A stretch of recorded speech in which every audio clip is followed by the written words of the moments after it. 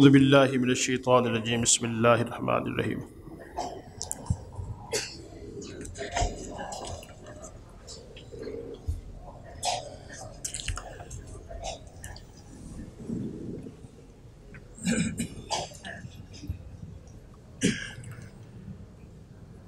پچھلے جمعے میں جیسا کہ آپ کے علم میں ہے کہ موضوع ہمارا جو تھا وہ زلزلے آفات کے متعلق تھا، اور اس کے علاوہ اس چیز کا بھی استحضار کرنا تھا کہ اسلام کے اندر سوشل ورک کی جو ہے وہ اہمیت کیا ہے۔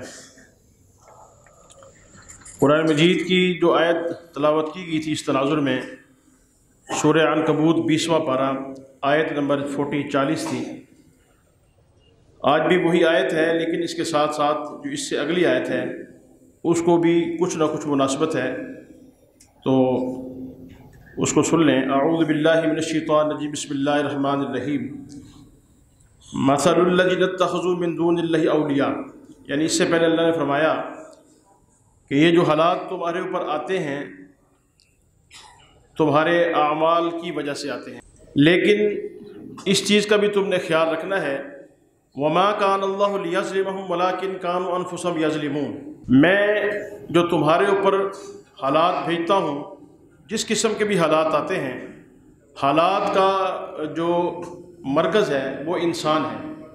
اب انسان کو پتہ ہے کہ میرے اوپر کس قسم کے حالات آتے ہیں، ہم نے اپنے حالات کو خود جائزہ کرنا ہے کہ ماضی سے بھی ہم حالات کے ساتھ متاثر رہے ہیں، حال میں بھی ہیں، اور مستقبل میں بھی جس قسم کے ہمارے اعمال ہوں گے ایسے ہی اللہ حالات لائیں گے۔ ان سب کے بعد اللہ تعالیٰ فرماتے ہیں وما کان اللہ لیظلمہم ولکن کانوا انفسہم یظلمون۔ اس بات کو ذہن نشین رکھو کہ میں ظالم نہیں ہوں، میں ظالم نہیں ہوں، ولکن کانوا انفسہم یظلمون، تم اپنے نفسوں پر خود ظلم کرتے ہو۔ ایک آیت۔ نمبر 2، قرآن مجید میں اللہ فرماتے ہیں کہ ظہر الفساد فی البر والبحر بما کسبت ایدی الناس، خشکی پر تری پر جتنی بھی مصیبتیں آتی ہیں تمہارے اپنے ہاتھوں کی کمائی ہیں۔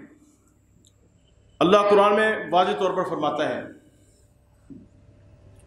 نمبر 3، عذاب کے بعد اللہ یہ بھی فرماتے ہیں مجھے کوئی شوق نہیں ہے کہ میں تمہیں عذاب دوں، مجھے کوئی شوق نہیں ہے کہ میں تمہارے لیے تنگ دستی پیدا کروں، مجھے کوئی شوق نہیں ہے کہ تم مصیبت میں رہو۔ اس کے بارے میں اللہ قرآن کی آیت فرماتے ہیں ما یفعل اللہ بعذابکم ان شکرتم وآمنتم وکان اللہ شاکرا علیما، میں تمہیں عذاب دے کے کیا کروں گا، تم ہی میرے نیک بندے بن جاؤ، میری بجاوری کرو، میری اطاعت کرو، مجھ سے زیادہ قدردان تمہیں دنیا میں نہیں ملے گا۔ وکان اللہ شاکرا علیما، مجھ سے بڑا قدردان تمہیں دنیا میں نہیں ملے گا۔ یعنی یہ آیات میں نے آپ کے سامنے تلاوت کی۔ اس کے بعد اللہ فرماتے ہیں جو میرے علاوہ دوسروں گھر ڈھونڈتے ہیں، جو مجھے چھوڑ کر دوسروں کو کارساز بناتے ہیں، دوسروں کو مشکل کشا حاجت روا سمجھتے ہیں، جو سمجھتے ہیں کہ اللہ کو چھوڑ کر ہم دوسرے ایسے راستے اختیار کر سکتے ہیں کہ جن راستوں سے ہمیں آسودگی، آسائش، سہولت، راحت، سکون مل سکتا ہے، اللہ نے اس کی مثال بتائی کہ مثل الذین اتخذوا من دون اللہ اولیاء۔ یہ بھی 20واں پارہ ہے، سورہ عنکبوت ہے، آیت نمبر 41، 41 نمبر آیت ہے۔ میں کہ جو اس تناظر میں مجھے چھوڑ کر آگے جائے گا ان کی مثال سمجھ لو، خود اللہ کہتا ہے کہ جو مجھے چھوڑتے ہیں ان کی مثال ایسی ہے کمثل العنکبوت۔ عنکبوت سمجھتے ہیں کسے کہتے ہیں؟ یہ جو آپ کونوں میں دیکھیں نا، مکڑی ہے، مکڑی، یہ جو مکڑی آپ کہیں بھی دیکھیں آپ کو نظر آ جائے گی، آپ کے گھروں میں بھی ہوتی ہے مکڑی، اور مکڑی کا جالا ہاں جی سب سے کمزور ترین ہے، اس کا تذکرہ اللہ قرآن میں کر رہا ہے کہ میری مخلوق ہے، یہ مکڑی میری ہی مخلوق ہے، اور میری مخلوق میں سب سے کمزور ترین مخلوق ہے ہاں جی، آپ اس کو پھونک ماریں گے اڑ جاتی ہے۔ فرمایا جو میرے علاوہ دوسری طرف دیکھو گے، امریکہ کی طرف دیکھو گے، اسرائیل کی طرف دیکھو گے، ورلڈ بینک کی طرف دیکھو گے، IMF کی طرف دیکھو گے، اور دوسری چیزوں کی طرف دیکھو گے، تو ان کی مثال میرے مقابلے میں ایسی ہے کمثل العنکبوت، جیسے کہ مکڑی کا جالا۔ آگے اللہ فرماتے ہیں اتخذت بیتا، یہ مکڑی اپنا ایک گھر بناتی ہے، وَإِنَّ أَوْهَنَ الْبُيُوتِ لَبَيْتُ الْعَنْكَبُوتِ، دنیا میں سب سے کمزور ترین گھر اس کا ہے، مکڑی کا۔ لَوْ كَانُوا يَعْلَمُونَ، اگر تمہیں کچھ عقل سمجھ ہے تو میری بات کو سمجھو، یہ معنی اس آیت کا۔ اگر تمہیں کچھ عقل ہے، کچھ سینس ہے تو میری بات کو سمجھو، جو مجھے چھوڑ کر آگے جائیں گے ان کی مثال میرے مقابلے میں عنکبوت ہے۔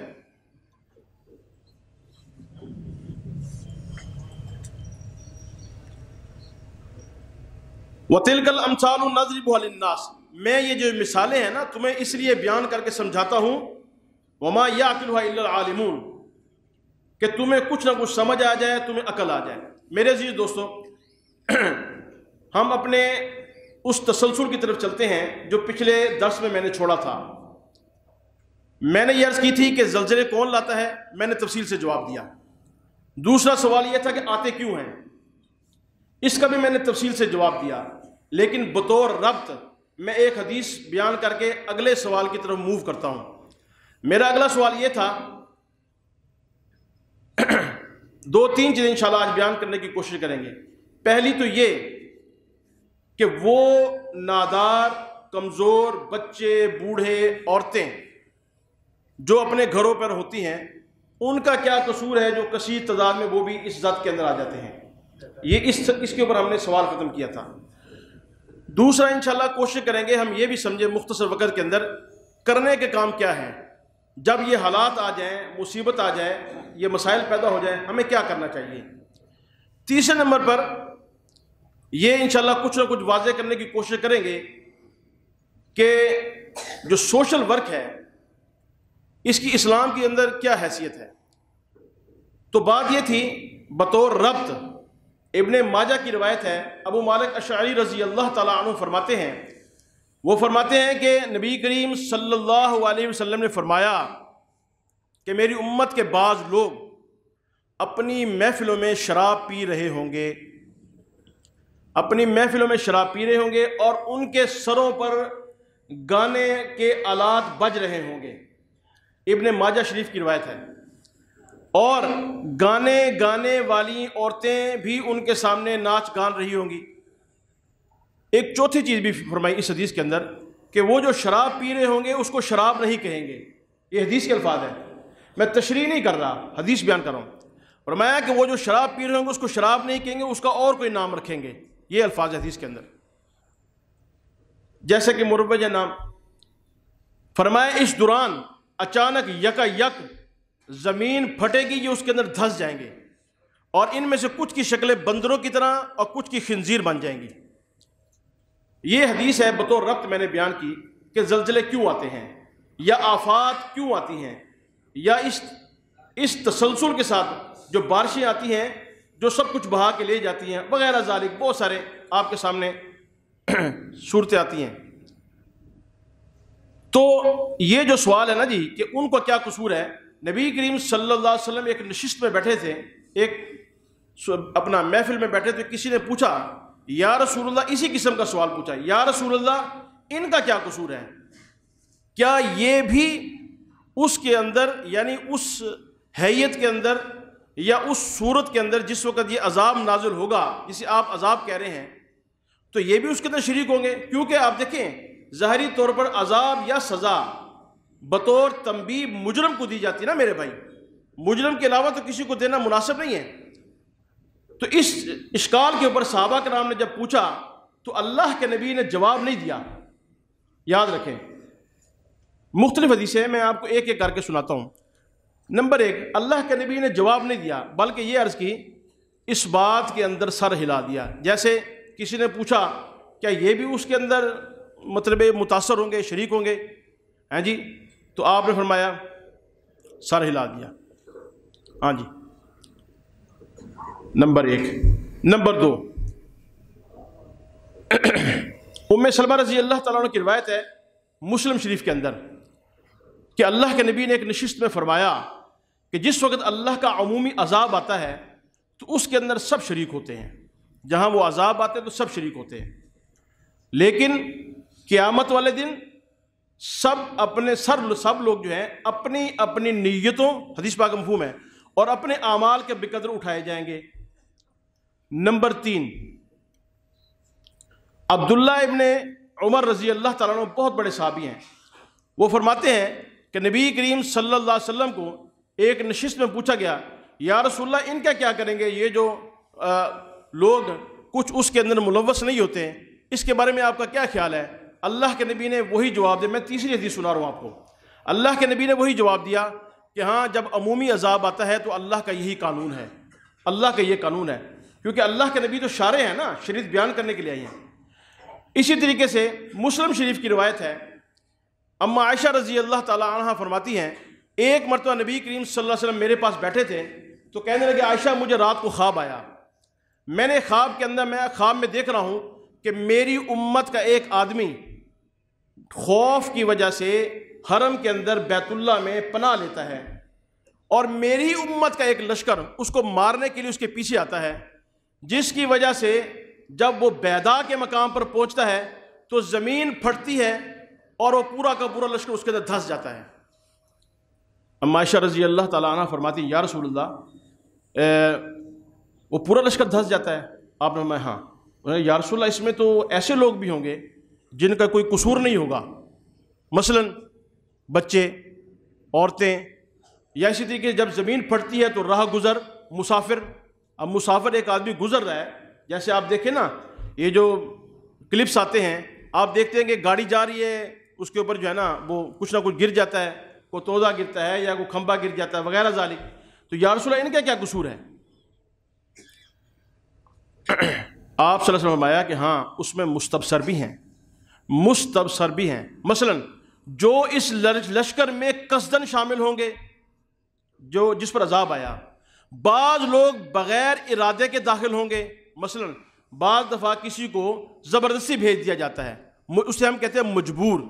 اللہ کے نبی میں بعض دفعہ اس میں بچے بھی ہوں گے، راہ گزر بھی ہوں گے، لیکن عائشہ عمومی عذاب میں تو سب شریک ہوں گے، لیکن قیامت والے دن جب یہ اٹھائے جائیں گے تو اپنی اپنی نیتوں پر اٹھائے جائیں گے۔ 4 حدیثیں ہوگی۔ نمبر 5، حضرت زینب بنت جحش رضی اللہ تعالی عنہ فرماتی ہیں، یہ بخاری شریف کی روایت ہے، یہ بھی بخاری شریف کی روایت ہے، فرمایا یا رسول اللہ جب عمومی عذاب آتا ہے تو اس میں نیک لوگ بھی شامل ہیں، یہ لفظ ہیں اما زینب رضی اللہ تعالیٰ عنہ کا۔ آپ نے فرمایا ہاں عائشہ جب عمومی عذاب آتا ہے تو اس میں نیک لوگ بھی شامل ہوتے ہیں۔ فرمایا یا رسول اللہ ان کا کیا قصور ہے؟ فرمایا کہ جس وقت اللہ کا قانون ہے کہ خباستیں عروج پر ہوتی ہیں، جب خباستیں عروج پر ہوتی ہیں تو اللہ کا عمومی عذاب متوجہ ہوتا ہے جس میں سارے شریک ہوتے ہیں، بعد میں اپنی نیت اور اعمال کے بقدر قیامت اٹھائے جائیں گے۔ تو میں نے آپ کو ایک ایسا سوال جو کنفیوژن ہمارے ذہن میں پیدا کرتا ہے اس کا بڑا سادہ سا جواب میرے نبی کریم صلی اللہ علیہ وسلم نے فرمایا۔ ایک چیز یہ بھی یاد رکھیں، جو عمومی عذاب کے اندر ان آفات کے اندر لوگ مارے جاتے ہیں وہ شہداء ہیں۔ اللہ کے نبی فرمایا جو ایکسیڈنٹ کے اندر جو طاعون کی بیماری میں، جو کسی بھی مرض کے اندر یا زلزل و آفات میں مرے وہ شہید ہیں۔ یہ بھی ذہن رکھیں کیونکہ شہید کا بہت بڑا مرتبہ ہے۔ اور یاد رکھیں مجھے ایک وقت مجھے واقعہ یاد آیا، ہم چھوٹے تھے تو جماعت کے ایک ساتھی نے ہمارے محلے میں بیان کر رہے تھے، وہ آرمی کے تھے، نہیں نیوی کے، ہمارے محلے کے تھے نیوی کے۔ انہوں نے مجھے ہمیں یہ واقعہ بتایا دوران جماعت کے، کہنے لگے کہ اس وقت ترکی میں عذاب آیا تھا، بہت پہلے کی بات ہے، تو اس تناظر میں وہ کہنے لگے، بزرگ تھے جماعت کے، کہنے لگے کہ یہ ترکی کے اندر جو عذاب آیا ہے اس وقت کی بات ہے، آج کی بات نہیں کر رہا میں۔ کہنے لگے کہ اس وقت کے جو وزیر مذہبی امور تھا نا، وزیر مذہبی امور اس وقت کا، یہ بات آن دی ریکارڈ ہے، اس نے یہ کہا تھا کہ قرآن مجید کے اندر چند آیات ایسی ہیں جو ہمارے منشور سے ٹکراتی ہیں، قرآن مجید کے اندر چند اصول ضابطے ہیں جو ہمارے منشور سے ٹکراتے ہیں، لہذا ان آیات کو ان میں سے نکال دیا جائے۔ جیسا کہ اس دور کے اندر یہ ایک واقعہ بھی ہوا کہ اذانوں کو ترکی زبان میں، انہوں نے کہا کہ وقت کے بادشاہ نے کہا کہ ترکی زبان میں آپ اذانیں دینا شروع کر دیں۔ تو میرے عزیز دوستو یہ چیزیں انسان کو جو ہے آخر کچھ نہ کچھ ضرور ہوتا ہے، باقی واللہ اعلم بالصواب۔ کرنے کا کام کیا ہے؟ نمبر 1 سب سے پہلے یاد رکھیں استغفار کثرت سے کریں۔ اس دوران ہم نے جو کام کرنا ہے سب سے پہلے استغفار کا کام کرنا ہے۔ کیوں کہ یاد رکھیں استغفار کا مطلب کیا ہے. یہ نہیں ہے کہ استغفر اللہ استغفر اللہ استغفر اللہ، نہیں. فرمایا کہ استغفار کے 3 طریقے ہیں: سابقہ پر ندامت، آئندہ نہ کرنے کا عزم، اور جو توبہ کرنی اس کو توبۃ النصوحہ، یا ایھا الذین آمنوا الی اللہ توبۃ النصوحہ قرآن میں آتا ہے. جو توبہ کرنی ہے وہ اسے توبۃ النصوحہ کرنی ہے. نمبر 2، دوسرا کام کرنے کا یہ ہے کہ عبداللہ ابن مسعود کی روایت ہے کہ تم ظالم کو اپنے ہاتھ سے روکو، اپنے ہاتھ سے روکو. یہ اس وقت انہوں نے حدیث بیان فرمائی، وگرنہ تمہارے دل ایک دوسرے پہ اللہ مار دے گا اور تمہارے پر لعنت بھیجے گا جیسے پہلی امتوں پہ گئی. لیکن یاد رکھیں برائی کو روکنے کے لیے ایک دوسری حدیث کے اندر ہمارے لیے وضاحت موجود ہے. فرمایا کہ جب تم کوئی برا کام کرتے دیکھو تو سب سے پہلے اس کو ہاتھ سے روکو، اگر نہیں روک سکتے تو زبان سے روکو، اگر نہیں روک سکتے تو دل سے اس کو برا جانو. ذالک اضعف الایمان، یہ ایمان کا سب سے کمزور ترین درجہ ہے. اور آج ہم اس کو پرکھیں، کیا ہم تیسرے عمل، کم از کم تیسرے پر بھی عمل کر رہے ہیں کہ نہیں کر رہے. نمبر 3 کو توجہ سے سننا ہے. یاد رکھیں کہ جب یہ مسائل آتے ہیں، مصائب آتے ہیں، میں صرف ترکی کے تناظر میں بات نہیں کر رہا، ترکی میں بھی مسائل چل رہے ہیں. تو ہمارا پاکستان کون سا جو ہے نا اس وقت جو ہے نا متاثرین سے کم ہے. میرے سمیت سب لوگ آپ متاثر ہیں، ساری اس وقت پاکستان کی کمیونٹی متاثر ہے. اس کی مثالیں میں آپ کو نبی کریم صلی اللہ علیہ وسلم کے سیرت سے 2 پہلوؤں پر آپ کو بتانے کی کوشش کروں گا کہ جب مصائب آتے ہیں ہمیں کیا کرنا چاہیے. یاد رکھیں نبی کریم صلی اللہ علیہ وسلم کے بارے میں آتا ہے جب مدینہ منورہ سے آپ صلی اللہ علیہ وسلم کو زبردستی ان کے ساتھ ایسا سلوک کیا گیا کہ آپ نے یہ طے کیا کہ اب میں نے مکے کو چھوڑنا ہے، مدینہ کی طرف جانا ہے. تو ابوبکر صدیق رضی اللہ تعالیٰ عنہ کے بارے میں آتا ہے وہ بھی ساتھ تھے. 3 دن غار ثور میں رہے. 3 دن غار ثور میں رہے. یار یہ پنکھا چلاؤ. 3 دن غار ثور میں رہے. 3 دن غار ثور میں رہنے کے بعد حضرت ابوبکر صدیق رضی اللہ تعالیٰ عنہ کے ساتھ جب آپ نکلے تو آپ دیکھیں اس کو بڑی توجہ. یہ واقعہ میں نے نہیں آپ کو سنانا کیونکہ واقعہ ہمارے سامنے موجود ہے. میں نے اپنے حالات کے تناظر میں یہاں سے پوائنٹ آؤٹ کرنا ہے کہ ہمیں کیا کرنا چاہیے. اللہ کا نبی نکلتا ہے، ابوبکر صدیق ساتھ ہے. اب دونوں یہ بزرگ چھپتے چھپاتے جا رہے ہیں کیونکہ پیچھے قریش مکہ نے ایک بہت بڑا انعام رکھا ہے کہ جو محمد عربی صلی اللہ علیہ وسلم کا سر لائے گا اس کو اتنے ہم جو ہے نا مال و دولت دیں گے، اتنے اونٹ دیں گے. سارے کے سارے بھاگ رہے ہیں دولت اکٹھی کرنے کے لیے. اس دوران سراقہ تھا وہ بھی پہنچا. سراقہ نے ان کو پکڑ لیا. پکڑنے کے بعد اللہ کے نبی نے ان سے کہا کہ سراقہ تم مجھے میرے ساتھ جو ہے نا ناکام تو ہو گیا پکڑنے میں. اس نے کہا سراقہ تم چلے جاؤ، میں دیکھ رہا ہوں کہ تمہارے ہاتھ میں کسرا کے کنگن ہیں. سراقہ چلا گیا اور ایک وقت آیا کہ عمر فاروق کے دور میں جب کسرا فتح ہوا تو انہوں نے ان کو بلا کر مسجد نبی میں جو مال غنیمت آیا تھا تو کنگن پہنائے. حالانکہ کنگن پہننا مرد کے لیے جائز نہیں ہے، لیکن اپنے نبی کی بات کو انہوں نے مکمل کیا کہ میرے نبی نے کہا تھا سراقہ کنگن پہنے گا، لہذا کنگن پہنائے، بات ختم ہوگی. لیکن اس چھوٹے سے واقعے کے اندر کیا ہے؟ سخت مصیبت کی حالت ہے اور جان کی بھی لالے پڑے ہوئے ہیں. آپ صلی اللہ علیہ وسلم چھپتے چھپاتے، آپ پورا واقعہ جا کے خود گھر میں پڑھیں. آپ صلی اللہ علیہ وسلم سے راستے میں کوئی نام بھی پوچھتا تو نام بھی نہیں بتاتے تھے. ابوبکر صدیق رضی اللہ تعالیٰ عنہ اور نبی کریم صلی اللہ علیہ وسلم بڑے واقعات ہیں، راستے میں دیکھیں آپ جا کے. اس حالت میں بھی نبی کا اتنا کانفیڈنس ہے، اتنا تعلق ہے اللہ کے ساتھ مکمل کہ نہ صرف اللہ کے ساتھ تعلق مضبوط ہے بلکہ اس مصیبت کی حالت میں بھی مستقبل کے اوپر نظر ہے. یعنی دیکھیں حالات یہ ہیں کہ 2 آدمی چھپا کے جل رہے ہیں، لیکن مستقبل میں ایک بہترین پلاننگ آپ کے ذہن میں ہے جس پلاننگ کے تحت آپ سمجھتے ہیں کہ میں کسرا کی حکومت کو فتح کروں گا. یہ ایک سینس ہے، یہ ایک لاجک ہے. آپ دیکھیں کہ مصیبت کی حالت میں یہ نہیں کہ ہاتھ پر ہاتھ رکھ کے بیٹھ جائے، نہیں، پلاننگ کرو، آگے بڑھو، ہمت کرو. اسی طرح غزوہ احزاب کے اندر دیکھیں بہت بڑی آیت ہے، پوری سورہ احزاب ہے. اللہ کہتے ہیں مفہوم ہے آیت کا کہ تمہارے دل بھی تھم گئے، آنکھیں پھترا گئیں، پاؤں بھی کانپنے لگے، خون بھی جم گئے. تم نے اتنے بڑے لشکر جب دیکھے اپنی طرف آتے ہوئے، لیکن اس موقع پر اللہ کا نبی دیکھے اتنی حالت تنگ کہ کھانے پینے کے لالے ہیں اور حضرت سلیمان فارسی سے کہا سلیمان فارسی کیا کرنا چاہیے اس مصیبت کی حالت میں، کیا کرنا ہے؟ انہوں نے کہا جی خندق کھودیں۔ جب خندق کھودنے کا وقت آیا تو ایک چٹان آ گئی، یہ بڑا مشہور واقعہ ہے، بچپن سے پڑھتے چلے آ رہے ہیں۔ چٹان آئی، چٹان کے اوپر گدال ماری، گدال کے سے چنگاری اٹھی۔ چنگاری اٹھنے پر آپ نے کہا کہ مسلمانوں تمہیں خوشخبری ہے کہ کیسر و کسریٰ کی حکومتیں اللہ نے تمہارے لیے نواز دی۔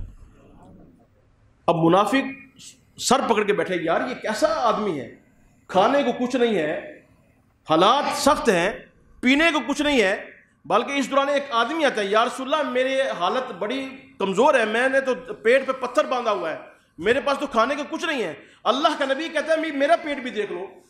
اللہ کے نبی نے کہا میرے پیٹ پہ 2 پتھر ہیں باندھے ہوئے۔ تو جب مصیبت کا وقت آ رہا ہے تو اس تناظر میں آپ اس واقعے کو اس شکل میں دیکھیں کہ اس حالت میں بھی سخت مصیبت کی حالت ہے، لیکن وقت کا جو حکمران ہے اس وقت کا، وہ نہ صرف خود محنت کر رہا ہے، طرز زندگی سے ثابت کر رہا ہے کہ مصیبت کے حالات ہیں ٹھیک ہے، لیکن اس کے باوجود تم نے اللہ کے ساتھ تعلق بھی مضبوط کرنا ہے اور مستقبل کی بھی بہترین پلاننگ کرنی ہے، مستقبل کی بھی بہترین پلاننگ کرنی ہے۔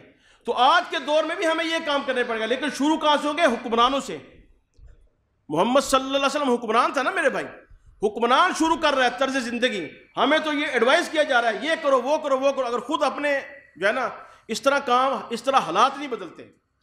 نمبر 4 یاد رکھیں، تاریخ گواہ ہے کہ جب مسلمانوں پر مصیبت ٹوٹتی ہے تو یہ IM ورلڈ بینک جیسے ادارے آتے ہیں۔ مثال کے طور پر شیب ابی طالب کے اندر دیکھیں، ابو ہاشم گھرانے سے جب قریش مکہ نے بائیکاٹ کیا ہے تو بائیکاٹ کرنے کے وقت وہ آئے ہیں، انہوں نے آ کے کہا کہ ابو ہاشم سے کہ دیکھو بھائی ہمارے ہیں کچھ مطالبے، تمہیں کھانے کو بھی چاہیے، پینے کو بھی چاہیے، رہنے کو بھی چیزیں رہائش چاہیے، کچھ نہیں ملے گا۔ سب سے پہلا مطالبہ یہ ہے کہ محمد صلی اللہ علیہ وسلم ہمارے حوالے کرو تاکہ ہم اسے قتل کریں، یہ مطالبہ ہے شیب ابی طالب کا۔ دوسرے نمبر یہ کام کرو وہ کام کرو وہ کام کرو، وقت انتہائی قلیل ہے، لیکن ابو ہاشم نے کہا نہیں کچھ نہیں کریں گے۔ یاد رکھیں یہ بھی تقاضے ساتھ ساتھ چلتے ہیں، جب مسائل آتے ہیں مصائب آتے ہیں تو غیر مسلم قوتیں اپنی پوری ڈیمانڈیں لے کے آتی ہیں، جیسا کہ شیب ابی طالب۔ آپ اس کو جا کے پورا واقعہ پڑھیں۔ نمبر 4 سوشل ورک، جو اس وقت ہم نے کام کرنا ہے نا میرے بھائی، اس کو دیکھیں کہ جو اہل ثروت ہیں اس حالت میں بتانے کی ضرورت نہیں ہے، ہائی لائٹ کرنے کی ضرورت نہیں ہے، وہ آگے بڑھ کے اپنی پوری قوت کے ساتھ، اگر آج ہم یہ کام نہیں کریں گے، میں اس کو بھی مثال سے سمجھاتا ہوں۔ دیکھیں نبی کریم صلی اللہ علیہ وسلم نے، آپ کی عادت مبارکہ تھی کہ جس وقت نبوت کا اعلان کیا ہے نا اس سے پہلے آپ غار ہیرا میں جاتے، سامان لے کے جاتے، وہاں پر اکیلے بیٹھ کے عبادت کرتے، لیکن یکا یک ایک دن دیکھتے ہیں کہ وحی آتی ہے، جبرائیل آتا ہے، وہ آپ کو آ کے جو ہے نا صورتیں یہ پڑھتا ہے، پہلی اقرا بسم ربک الذی خلق، لمبا واقعہ ہے، لیکن جب آپ واپس آتے ہیں یا ایھا المزمل یا ایھا المدثر، آپ یہ آیتیں جا کے گھر میں جا کے پڑھیں، یہ پورا واقعہ آپ کو اس طرح۔ لیکن میں اپنے اس موضوع کے متعلق جو وہاں سے پوائنٹ آؤٹ کرنا چاہتا ہوں، اپنے بھائیوں کو بتانا چاہتا ہوں، سبق سنانا چاہتا ہوں، وہ سن لیں۔ جیسے ہی آپ گھر آئے، اما خدیجہ الکبریٰ رضی اللہ تعالیٰ عنہ سے کہا کہ کبریٰ ختیجہ زملونی زملونی، مجھے کپڑا اڑواؤ، تو تھر تھر کانپ رہے تھے۔ یہ ساری بخاری میں مسلم میں روایت میں بڑے واقعہ نمبر۔ تو آپ نے کہا اما خدیجہ کو کہ یا رسول اللہ اپنا اے محمد صلی اللہ علیہ وسلم کیا مسئلہ ہے، کیا بات ہے؟ پورا واقعہ سنایا، میں عبادت کر رہا تھا، اس طرح ایک آدمی آیا، اس نے مجھے بھیجا، فلاں فلاں فلاں، پورا واقعہ سنایا۔ مجھے اچھا، لہذا مجھے بہت جو ہے نا وہ خوف زدہ ہوں، میں بڑا یہ فلاں۔ اما عائشہ رضی اللہ تعالیٰ نے کہا کہ یا رسول اللہ بات یہ ہے کہ آپ کو کیا ہو سکتا ہے، یہ واقعہ بھی پڑھے وہاں، آپ کو کیا ہو سکتا ہے؟ آپ دیکھیں نبی کا جو سب سے پہلا تعارف آ رہا ہے نا نبوت کے بعد جو سب کا پہلا تعارف نبی کا آ رہا ہے وہ بطور سوشل ورکر ہے۔ اما خدیجہ کبریٰ کیا کہتی ہیں؟ یا رسول اللہ آپ کو کیا ہو سکتا ہے؟ آپ ہمدردوں کی، غریبوں کی ہمدردی کرتے ہیں، یتیموں کی آپ سرپرستی کرتے ہیں، ناداروں کی آپ جو ہے نا اپنا تعاون کرتے ہیں، ہاں جی، اپاہجوں کا آپ خیال کرتے ہیں، آپ کو کیا ہو سکتا ہے؟ یعنی آپ غمزدہ لوگوں کی غمزدی کرتے ہیں، تو اس کا مطلب یہ ہے جو لوگ سوسائٹی میں لوگوں کی غمزدہ اس کو ہلکا کرتے ہیں، ان کو کچھ نہیں ہوتا۔ لہذا نبوت کا جو سب سے پہلا تعارف آ رہا ہے وہ بطور سوشل ورکر آ رہا ہے۔ اسی طریقے سے ابو بکر صدیق رضی اللہ تعالیٰ کا تعارف ہے، جس وقت نبوت کا اعلان ہوا ابو بکر صدیق مسلمان ہوئے تو ایک دن اپنے گھر میں بیٹھ کے قرآن پڑھ رہے ہیں۔ گھر میں کوئی واقعہ نہیں سنا رہا، صرف آپ کو پوائنٹ آؤٹ کر رہا ہوں۔ گھر میں بیٹھ کر اپنے صحن میں قرآن پڑھ رہے ہیں تو بچے اور عورتیں گزرتے ہوئے قرآن سنتی ہیں تو کھڑی ہو جاتی ہیں۔ لہذا علاقے کے بڑے لوگوں نے کہا کہ اے ابو بکر، بات یہ ہے کہ تو پڑھتا ہے قرآن، تیرے قرآن سے ہمارے بچے ہماری عورتیں ہوتی ہیں متاثر، لہذا سب سے پہلی بات یہ قرآن نہ پڑھا کر، اگر تو نے قرآن پڑھنا ہے تو اپنے گھر کے اندر بیٹھ کے پڑھا کر، تیری آواز باہر نہیں آنی چاہیے۔ ابو بکر صدیق رضی اللہ تعالیٰ بڑے پریشان ہوئے، نبی کریم صلی اللہ علیہ وسلم کے پاس پہنچے، یا رسول اللہ مجھے تو علاقے کے لوگ اس طرح کہتے ہیں قرآن نہیں پڑھنے دے رہے، لہذا میں نے اس علاقے میں نہیں رہنا جہاں مجھے قرآن نہیں پڑھنے دیتے ہیں، مجھے ہجرت کی اجازت دیجیے۔ آپ نے ابو بکر صدیق کو ہجرت کی اجازت دی۔ جس وقت سامان سمیٹ کے جانے لگے تو بنو کارا ایک قبیلہ ہے، اس کا سردار، اس کا نام ابن درغا، اس نے کہا کہ ابو بکر کہاں جا رہے ہو؟ وہ کافر ہے۔ کہتا ابو بکر کہاں جا رہے ہو؟ اس نے کہا بھئی میں تو اس علاقے میں نہیں رہ سکتا جہاں مجھے قرآن پڑھنے کی اجازت نہیں ہے۔ اس نے کہا میں تمہیں نہیں جانے دوں گا۔ اس نے کہا کیوں؟ اس نے کہا بالکل سیم وہی الفاظ بولے جو اماں خطیۃ الکبریٰ رضی اللہ تعالیٰ نے نبی کریم صلی اللہ علیہ وسلم کے بارے میں بولے۔ اور ابو بکر تجھے ہم کیسے جانے دے سکتے ہیں؟ تو ہمدردوں کی ہمدردی کرتا ہے جو ہمدردی کے لائق ہوتے ہیں، غریبوں کی تو غریب پروری کرتا ہے ہاں جی، اور اجنبیوں کی تو تعاون کرتا ہے، اسی طریقے سے اپنا مہمانوں کی مہمان نوازی کرتا ہے۔ تیرے جیسے شخص کو اگر ہم اپنے علاقے سے جانے دیں تو ہمارے علاقے کا کیا بنے گا؟ یہ ایک کافر کے الفاظ ہیں۔ یعنی آپ دیکھیں نبوت اور خلافت کا مزاج سیم ہے، دونوں بطور سوشل ورکر۔ مثال کے طور پر اما عائشہ رضی اللہ تعالیٰ عنہ کی روایت ہے، ایک مرتبہ بیٹھی تھی، اللہ کے نبی نے کہا آسمان صاف تھا۔ اما عائشہ نے کہا یا رسول اللہ یہ اتنے ستارے ہیں، بالکل ان گنت ستارے ہیں، اس کے مقابلے میں بھی کسی کی نیکیاں ہو سکتی ہیں؟ نبی کریم صلی اللہ علیہ وسلم کہ ہاں عائشہ، ایک آدمی ایسا ہے میری امت میں جس کی نیکیاں ان ستاروں سے بھی زیادہ ہیں۔ اما عائشہ کہتی یا رسول اللہ وہ کون ہے؟ آپ نے فرمایا کہ عمر بن خطاب رضی اللہ تعالی عنہ۔ اما عائشہ فوراً اٹھ کے بیٹھ جاتی ہے، یا رسول اللہ وہ ابھی، عربی میں کہا یا رسول اللہ میرے ابو کہاں گئے؟ آپ فرمایا کہ عائشہ یہ تو نے جو سوال پوچھا میں نے اسی کا جواب دیا نا۔ تیرے ابو کا تو حالت یہ ہے کہ عمر فاروق کی ساری زندگی کی نیکی اور تیرے ابو کی وہ ایک رات جو غار سور میں میرے ساتھ نے گزاری تھی برابر نہیں ہو سکتی۔ کیوں کہ حضرت عمر فاروق کہتے ہیں رضی اللہ تعالیٰ عنہ کہ میرے دل میں چاہا کہ میں فلاں ایک نبینہ و معذور عورت تھی مدینہ منورہ میں اس کے ساتھ کو تعاون کروں، تو میں اس کے گھر میں گیا تو اس کو جا کے کہا اماں میں نے تیرے ساتھ تعاون کرنا۔ اس نے کہا بیٹا ضرورت نہیں ہے، تم سے پہلے ایک آدمی آ کے تعاون کر جاتا ہے رات کے اندھیرے میں، اور وقت کا خلیفہ کیا ہے؟ ابو بکر صدیق رضی اللہ تعالیٰ عنہ۔ تو میرے دوستو اس وقت ہم نے یہ کام کرنا ہے کہ جو ساتھی، یہ نہیں ہے کہ ہم ترکی نہیں جا سکتے تو یہاں کون سے ترکی سے حالات کم ہیں، اپنے دائیں بائیں دیکھیں، جو حالات مستحق دو دوست مستحق ان کا تعاون کریں۔ دوسرا ایک اہم اعلان، ہمارے ملک صاحب کی موجودگی میں وقت بھی بہت قلیل ہے بلکہ اوپر ہو گیا ہے، گزارش یہ ہے کہ جو نئے سیکٹری صاحب ہمارے آئے ہیں محکمے کے، ہماری مسجد کا جو بل ہے، میں نے ایک دو برتن پہلے بھی کہا لیکن اب تو انہوں نے اس سے بھی بڑھ کے اعلان کر دیا ہے۔ انہوں نے کہا جی آج کے بعد پورے لاہور میں کسی مسجد کا بل ہم نے نہیں اتارنا۔ ایسی استاد جی یہ مراکز دین کے مدارس یہ بھی آپ کی امداد کے مستحق ہے، کیونکہ یہیں سے دین کا کام چل رہا ہے نا میرے بھائی، تو لہذا اپنی اپنی حیثیت کے مطابق ضرور اسے حصہ ڈالیں اور بلکہ پوچھیں آ کے، کیونکہ یہاں اللہ کے رسول کی بات ہوتی ہے، یہ مرکز مذہب نہیں ہونے چاہیے۔ اللہ مجھے اور آپ کو دین کی سمجھ عطا فرمائے۔